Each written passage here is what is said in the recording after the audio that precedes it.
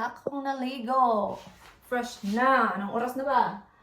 8:03 pa lang na umaga. Pero tapos na akong nag-ready kasi aalis si Kira ng 9:30. So ngayon is magbabacuum muna ako ng sahig kasi nasa kwarto pa siya. Gising na siya pero nasa kwarto lang siya. Nakakain na din siya ng breakfast but sabi niya doon lang mo daw muna siya sa bed. So hayaan ko lang muna siyang mag-relax kasi nga mapagod na naman yan siya mamaya sa kanyang lesson.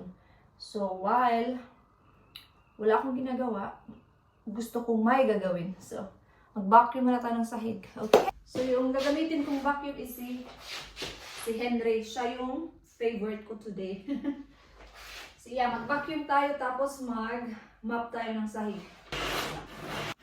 And then magpapalit ako ng bedding sa bedroom namin. Pero kanina na-washing ko na siya yung mga punda. Pero yung fitted sheet at saka yung duvet cover is iwa-washing ko pa siya pag alis ni Kira kasi nasa bed pa siya.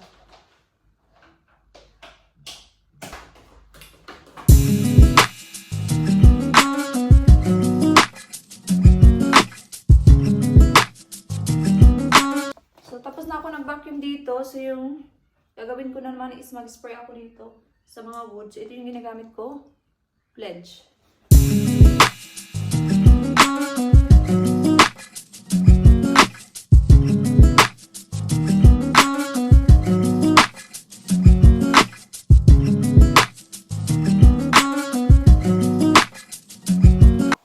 Washing muna ako ng mga beddings. So, ito yung second load ko. Kasi na-washing ko na yung mga punda kanina. Washing natin siya while ako is maglilinis doon sa kwarto. Para by the time na natapos na ako, tapos na din yung washing ko.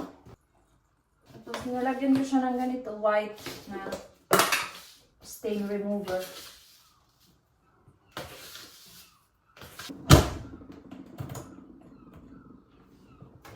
Mga an hour siya matatapos.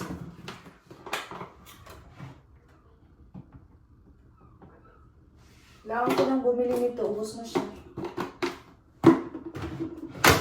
So, hindi ko na napakita sa inyo kasi nakalimutan ko ngayon yung aking cellphone. So, nalagay ko na yung mga punda. At napunasan ko na din yung dito. So, ngayon is ilagay ko na yung duvet cover. And tsaka magpunas-punas na ako dito.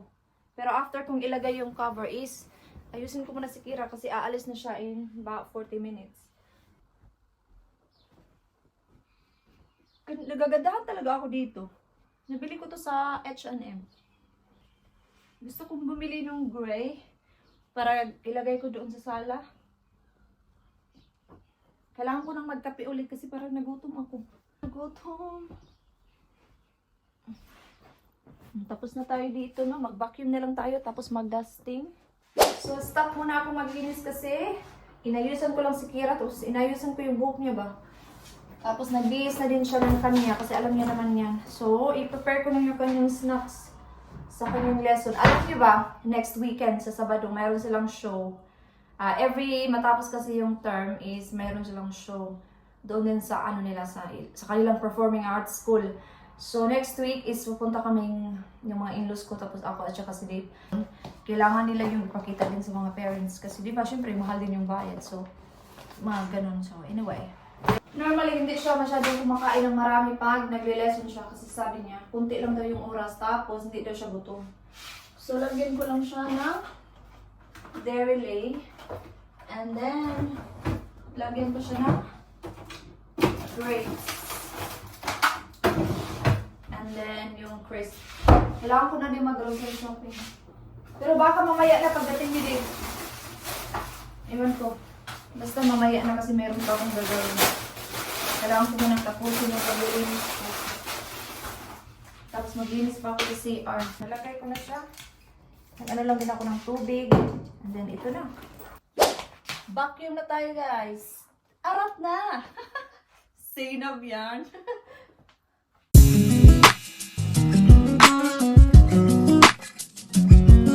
Ngayon is, nakaalis na si Kira. Ako ay maglilinis na dito sa CR. Sa bathroom is mag-gloves na ako kasi di ba yung kamay ko is, alam nyo na yan, napaka-sensitive. Tapos yung gagamitin ko is ito. And lagyan natin siya ng dishwashing liquid. Gusto ko kasi yung ginagamit yung dishwashing liquid sa glass. Kasi ano siya, clear after. Linisin ko lang itong ano tapos magpunas. Ayan. Gusto ko sanang tanggalin yung ano ko, cardigan. Kasi baka mabasa.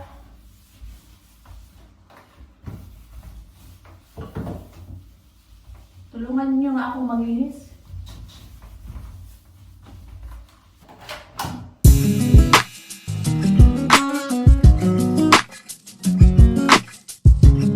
Basa ako nito.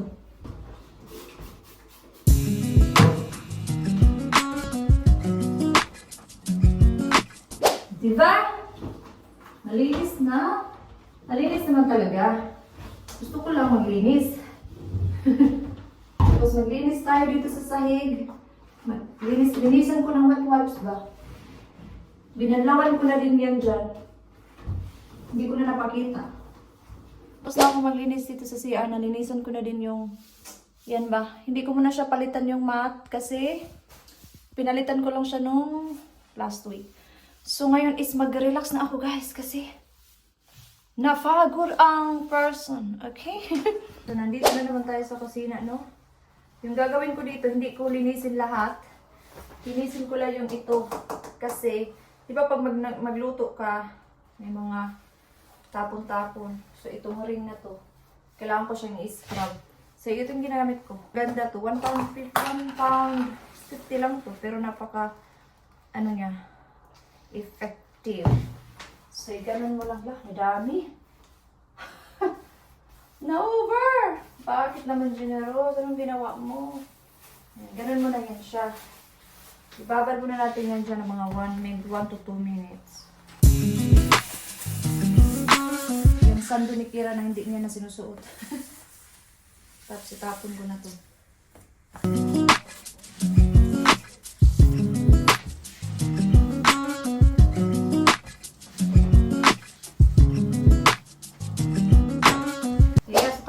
Sa kusina. Relax na talaga ako. Magkape ako. At saka nagluto na din ako ng rice para sa aking lunch. So tapos na ako naglinis pero kailangan ko pa rin siya. Mag-vacuum pa rin ako guys for the last time.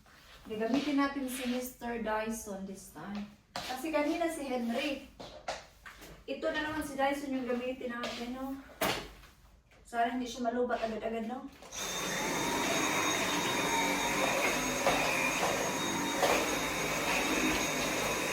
Yung aking hitsura.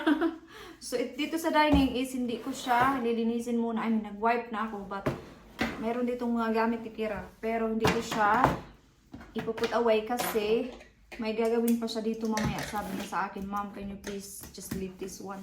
So, I said, no, that's fine. So, I will leave this one for now until she's finished. Because she's doing something earlier. So, I'll just leave this one for now. And yeah, so I think tapos na talaga akong maglinis. So, mag-mop na lang ako. Last na talaga pag ma-mop na lang. Kasi kumain ako ng lunch, kaya nag-stop muna ako. And then, I will carry on in a while. Kunin ko dito yung aking pang-mop. So, ito yung ginagamit kong wipes sa sahig. Galing to sa work ni Dave. Dalawa yung kinuha niya. So, ito yung isa. So, ito yung muna yung gagamitin ko kasi ito yung bukas niya. And then, gagamitin ko tong syrup na Coconut Bliss. Ang ganda nito guys. Super mabango. Nasa Yuki ka, try mo to. Or yung Suflora. Yun yung dalawa yung favorite ko. So, dahil meron ako niyan, yun yung gagamitin ko. And then, mag-mop tayo ng sahig. Let's go! Arat na! Zainab. Ito lang, arat-arat na. Eh, wala na si Kawander. Nawala na si Kawander. Arat na. Napalitan ng arat na. Wait a minute. Nagpunas din ako kanina dito sa Next week, mag-deep clean ako.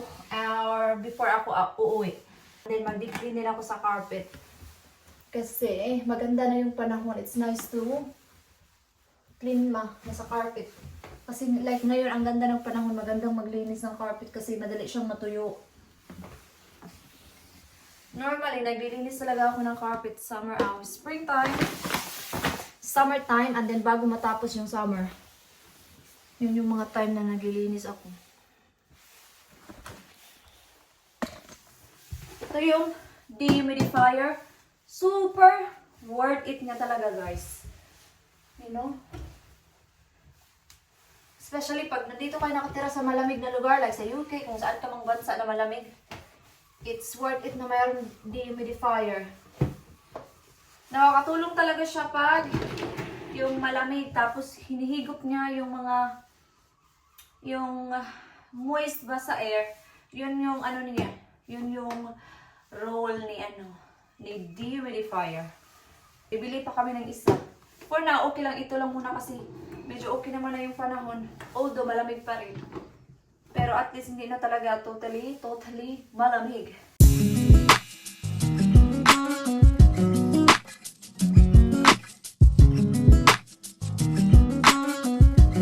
So, napagod ako, guys. Medyo napagod ako sa paglilinis today. As in, parang kailangan kong mag-relax na. Uwi na si Dave, mga 20 minutes na lang, nandito na siya. So, tapos na ako dito sa kwarto, di ba? Nakapag-map na din ako, ang bango-bango na dito. Yeah. So, ito yung ginagamit ko ngayon sa kwarto. Nabili ko to sa, pinabili ko siya kay Dave sa Asda. Pero ginagamit ko na talaga siya before pa. So, yeah, i-end ko na yung vlog dito, guys. I know, maaga pa. But, after ng vlog na to, mayroon akong iba-vlog ulit. Which is, yung aking makeup table. So, kasi hahaba na kasi siya kung i-continue ko pa yung makeup table. So, the makeup table is after nitong vlog na to. Pero ganito pa rin yung suot ko. But, continuation lang siya sa vlog today. Sana na-enjoy nyo yung aking paglilinis today. And, thank you guys for watching this vlog. And, I hope to see you guys on the next one. Bye-bye!